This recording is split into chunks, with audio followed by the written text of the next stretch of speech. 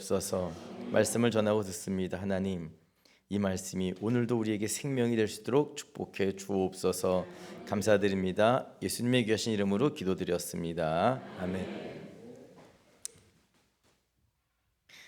보통 설교 끝날 시간에 설교를 하게 됐네요. 걱정하지 마십시오. 길게는 할 수는 없지만 짧게는 잘할 수 있습니다. 12시에 식사하실 수 있도록 제가 최선의 노력을 다해 보도록 하겠습니다. 약 드셔야 되니까. 그렇죠? 약 드셔야 되니까.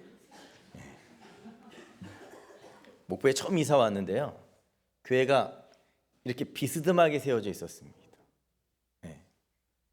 교회가 있었고 그 위에 박 권사님 댁이 있었습니다.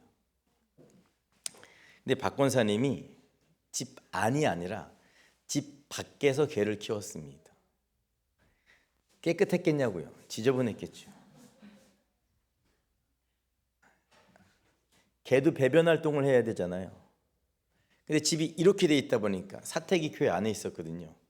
권사님이 꼭 물 청소를 하셨습니다. 그럼 그게 어디로 내려올까요?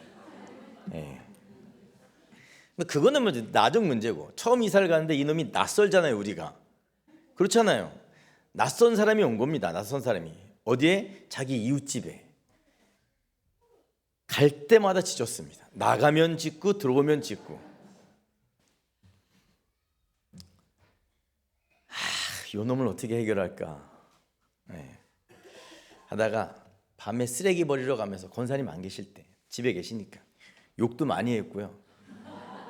권사님이 절대 밥 주지 말라고 하니까 더 주고 싶더라고요. 가다가 그 음식 쓰레기 남은 밥들을 막 열심히 줬습니다. 그랬더니 이놈이 또 신나서 열심히 먹고 그 다음날 또 이만큼 쌓아놓고. 걔랑 원수로 지냈는데요, 한 3개월쯤 되니까 짖지를 않는 거예요. 나가도 들어와도. 왜요? 발소리가 익숙해져서, 목소리가 익숙해져서. 태어나서 처음으로 개한테 인정받고 기뻤던 것 같습니다. 아, 얘도 인정해 주는구나, 이웃으로. 근데 한 3개월 고생하고 6개월 친해졌는데요, 제가 목포에 3월 달에 왔거든요. 그 다음에 1월 걔가 아침에 안타깝게도 죽었습니다. 걔가 안 보여가지고 어디 갔어요 권사님? 물어보니까 눈 오는 아침에 죽었다고 하더라고요. 노안으로 죽었는지 추위 때문에 죽었는지 잘 모르겠습니다. 근데 죽었다고 하니까 너무 슬펐습니다. 개가 죽어도 슬픈데, 그렇잖아요. 개만 죽습니까? 인간도 죽죠. 하나님이 정해 놓으셨습니다. 사람이 한번 죽는 것은 하나님께서 정해 놓으신 법입니다. 그럼 언제 우리는 죽는 것을 당연하게 생각하게 되었을까? 우리 죽는 거 당연하게 생각하잖아요. 언제부터 우리는 죽는 것을 당연하게 생각하게 되었을까? 인간이 하나님의 말씀에 불순종했을 때부터 그렇습니다. 창세기 2장 17절인데요.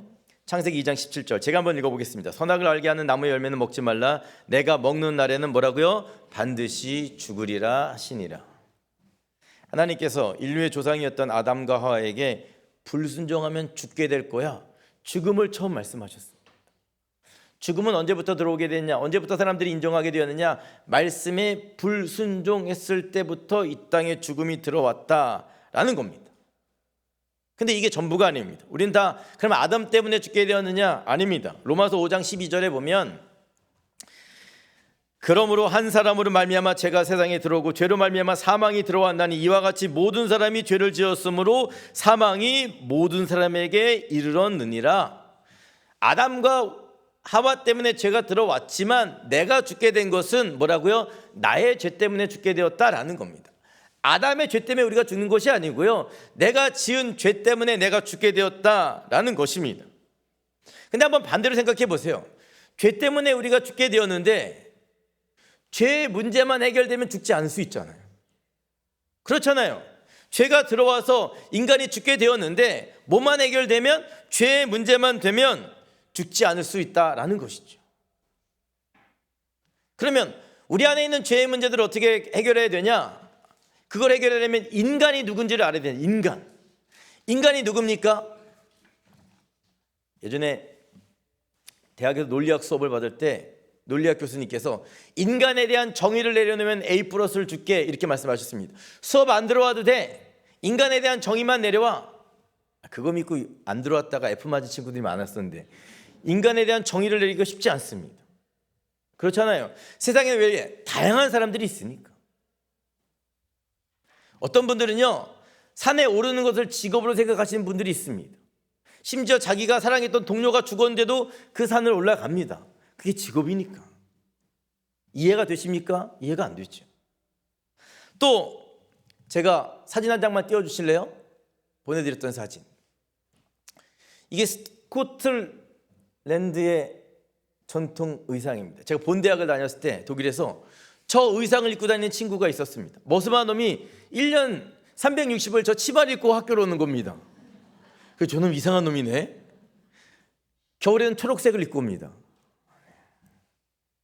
남사 실업기시 머스마 놈이 우리처럼 한복을 입고 다니는데 스코틀랜드 친구들은 저 옷을 입고 다니더라고요. 네, 됐습니다.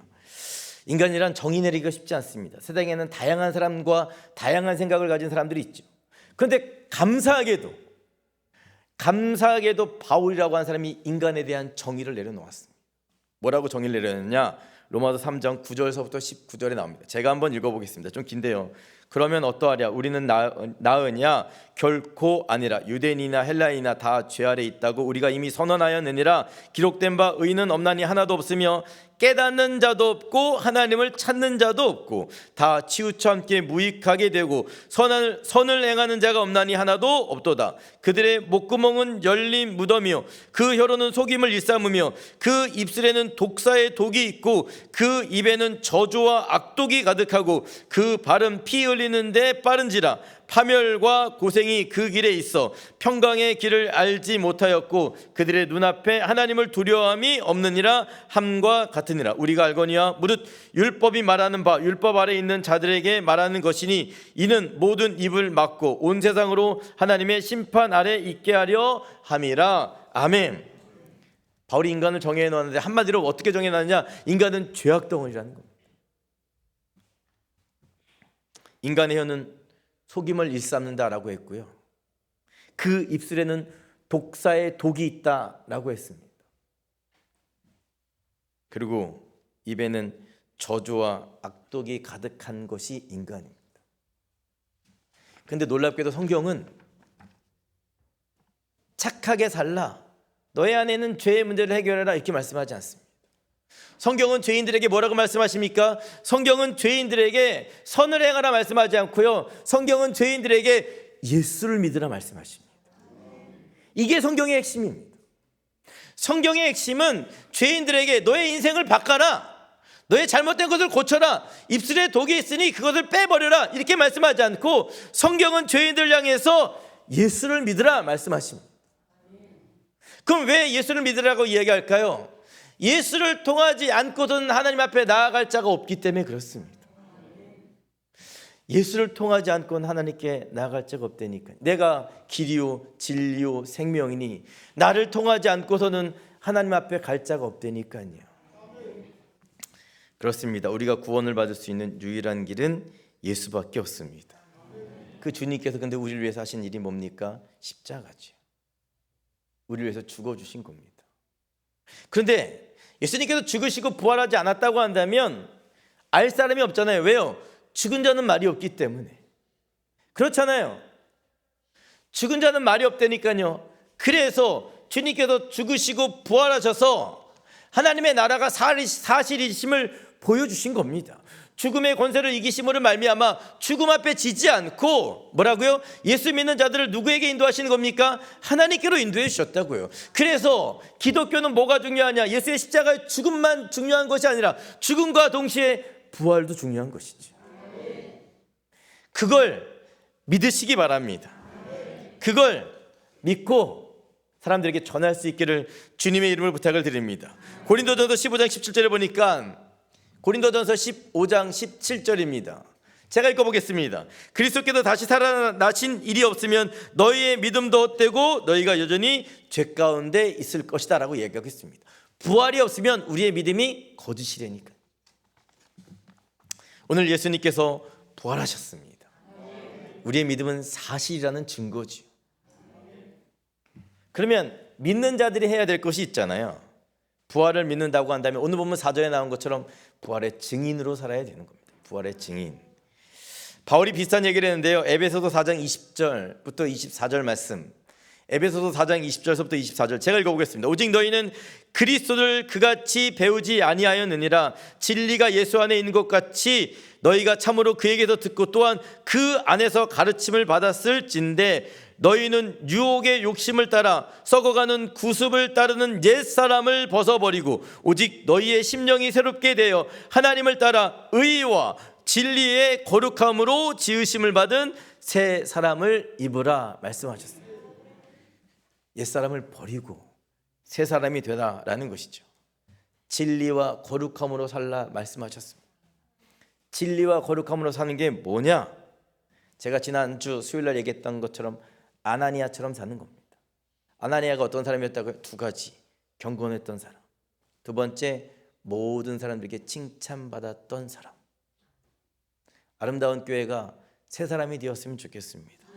첫 번째, 거룩한 자가 되었으면 좋겠고, 두 번째, 강진에 있는 모든 사람들에게 칭찬받는 믿음의 사람들이 되시기를 주님의 이름으로 부탁을 드립니다.